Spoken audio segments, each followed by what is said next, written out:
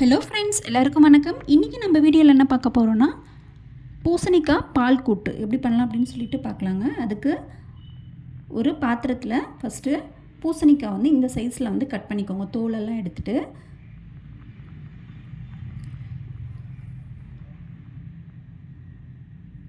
இப்போது இதில் வந்து ஒரு டம்ளர் அளவுக்கு, சின்ன டம்ளரில் ஒரு டம்ளர் அளவுக்கு தண்ணி ஊற்றிக்கலாம்.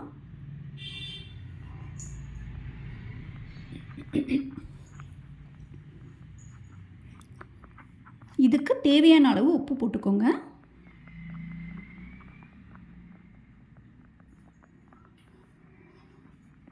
ஒரு அரை டேபிள் ஸ்பூன் அளவுக்கு மஞ்சள் போட்டுக்கோங்க. இப்போது இதை மூடி வச்சுட்டு நல்லா வந்து வேக விட்டுருங்க. ஒரு 5-7 நிமிஷத்துக்குள்ளேயே நல்லா வந்து சாஃப்டாக வெந்துடும். இது பாருங்கள், நல்லா வந்து வெந்துடுச்சு. நீங்கள் ப்ரெஸ் பண்ணி பாருங்கள், ரொம்ப சாஃப்டாக இருக்கணும். நமக்கு வெந்ததுக்கப்புறமா ஸ்டவ் வந்து கம்மி பண்ணிவிட்டு இப்போது ஒரு மிக்ஸி ஜார் எடுத்துக்கோங்க. அதில் வந்து ஒரு அரை கப் அளவுக்கு தேங்காய் போட்டுக்கலாம்.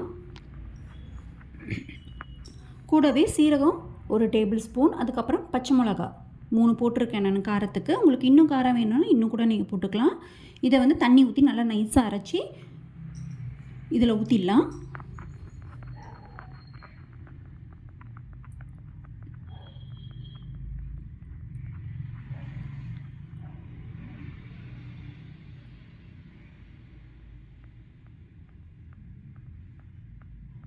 தேவையான அளவு தண்ணியும் ஊற்றிக்கோங்க.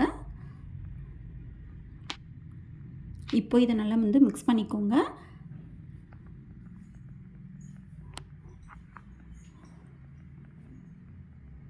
ஒரு 2 நிமிஷத்துக்கு நல்லா வேகட்டும். அந்த பச்சை மிளகா ஸ்மெல் எல்லாம் போகட்டும்.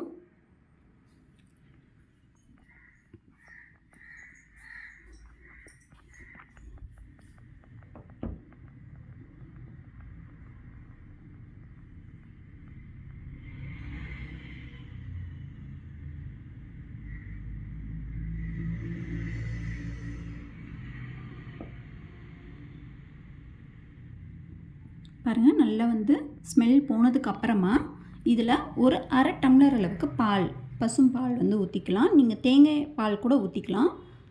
சும்மா ஒரு அரை டம்ளர் அளவுக்கு ஊற்றினா போதும். அதுக்கப்புறம் ஒரு கொதி விடுங்க, போதும். கொதி வந்ததும் இறக்கிடலாம்.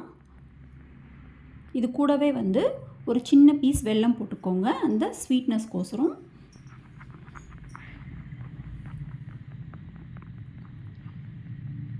அந்த வெல்லம் எல்லாம் நல்லா கரையட்டும். இப்போ இதுக்கு தாளித்து ஊற்றிடலாம். அதுக்கு ஒரு 2 டேபிள் ஸ்பூன் அளவுக்கு எண்ணெய் விட்டுக்கோங்க.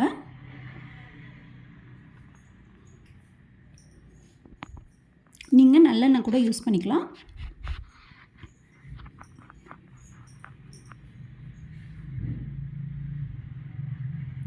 எண்ணெய் காஞ்சதும் ஒரு அரை டேபிள் ஸ்பூன் வந்து கடுகு, அரை டேபிள் ஸ்பூன் சீரகம்,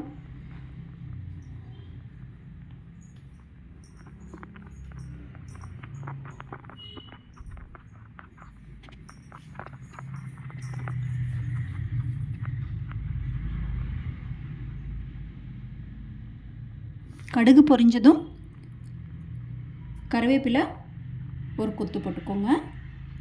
அவ்வளோதான். இதை வந்து நம்ம அந்த கூட்டில் போட்டுடலாம்.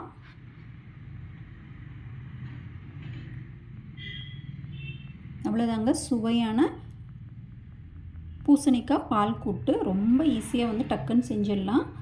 கண்டிப்பாக வந்து இந்த மெத்தடில் வந்து ட்ரை பண்ணி பாருங்கள். உங்களுக்கு இந்த வீடியோ பிடிச்சிருந்தது அப்படின்னா லைக் பண்ணுங்கள், ஷேர் பண்ணுங்கள், மறக்காமல் சப்ஸ்கிரைப் பண்ணுங்கள்.